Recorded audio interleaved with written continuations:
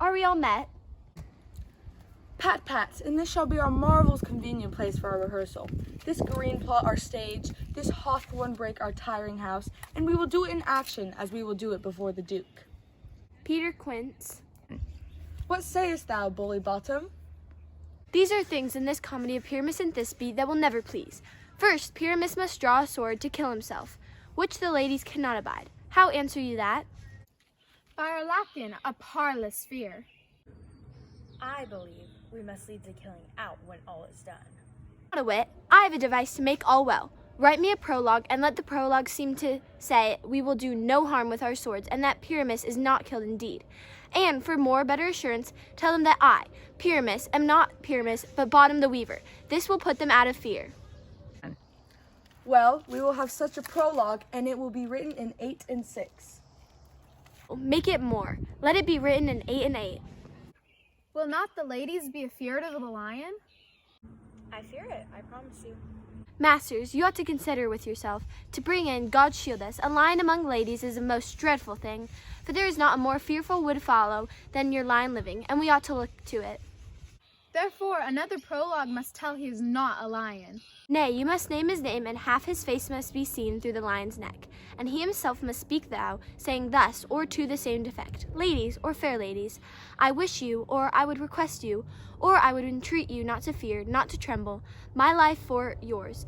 If you think I come hither as a lion, it were pity of my life. No, I am no such thing. I am a man as other men are. And therein indeed let him name his name, and let them plainly say he is Snug the joiner. Well, it is so, for there's two hard things, to bring the moonlight into chamber.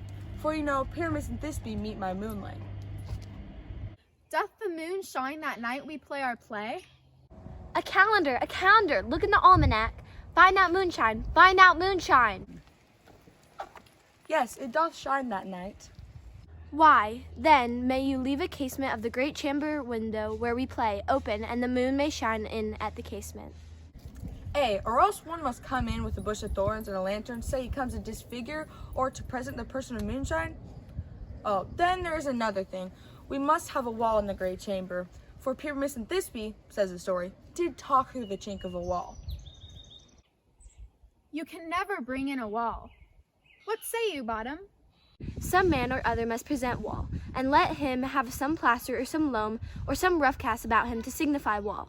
Or let him hold his fingers thus, and through the cranny shall Pyramus and Thisbe whisper.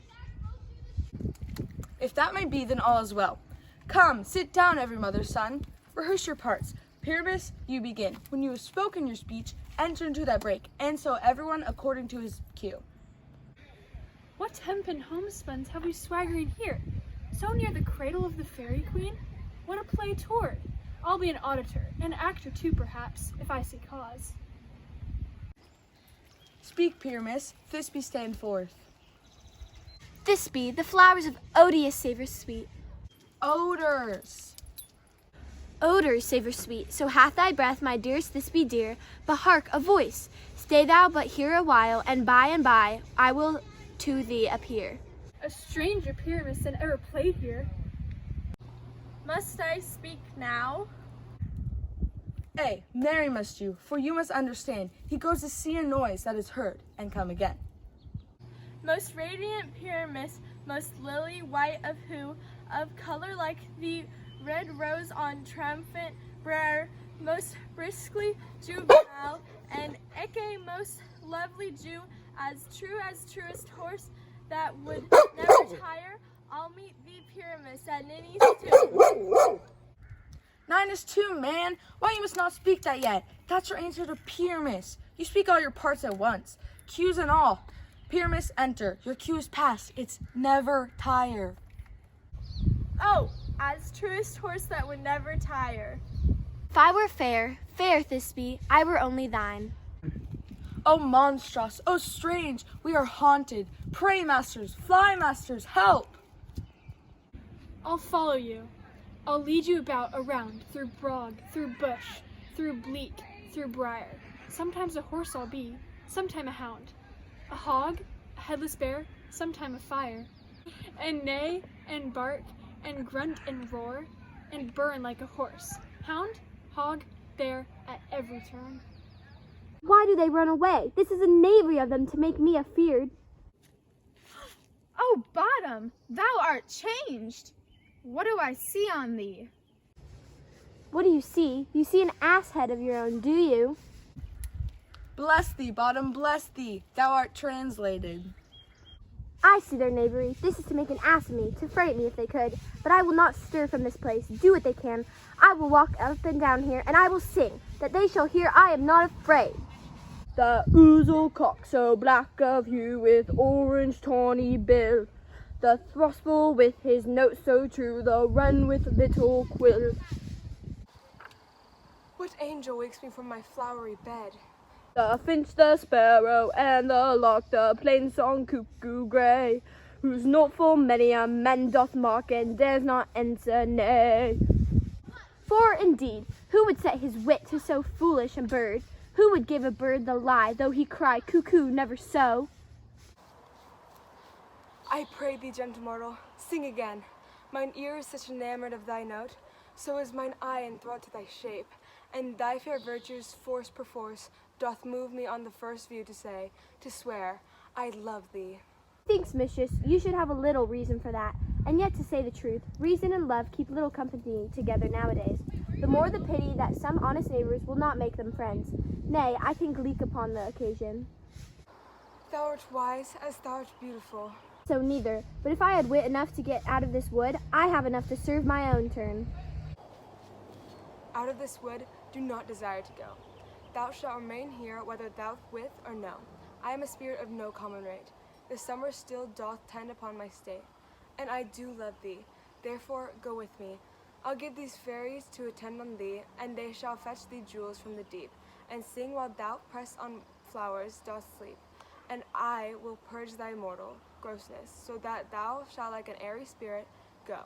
Peas blossom, cobweb, mote, and mustard seed. Ready! And I. And I. And I. Be kind and courteous to this gentleman. Hop in his walks and gambol in his eyes. Feed him with apricots and dewberries, with purple grapes and green figs, and the mulberries the honey bags steal from the humble bees. And for night tapers crop their waxen thighs, and light them at fiery Glomore's eyes. To my love to bed and to arise, pluck the wings from painted butterflies, to fan the moon from his sleeping eyes. Nod to him elves and do him courtesies. Hail, mortal! Hail! Hail! Hail! I cry your worship's mercy heartily. I beseech your worship's name. Cobweb. Shall desire you of more acquaintance, good Master Cobweb. If I cut my finger, I shall make bold with you. Your name, honest gentleman? Peas blossom. I pray you, commend me to Mistress Squash, your mother, and to Master Peascod, your father. Good Master Peas Blossom, I shall desire you of more acquaintance too. Your name, I beseech you, sir? Mustard seed. Good Master Mustard Seed, I know your patience well. That same cowardly, giant-like ox beef hath devoured many a gentleman of your house. I promise you, your kindred hath made my eyes water ere now. I desire you of more acquaintance, good Master Mustard Seed. Come wait upon him, lead him to my bower. The moon, methinks, look with watery eye, and when she weeps, weeps every little flower.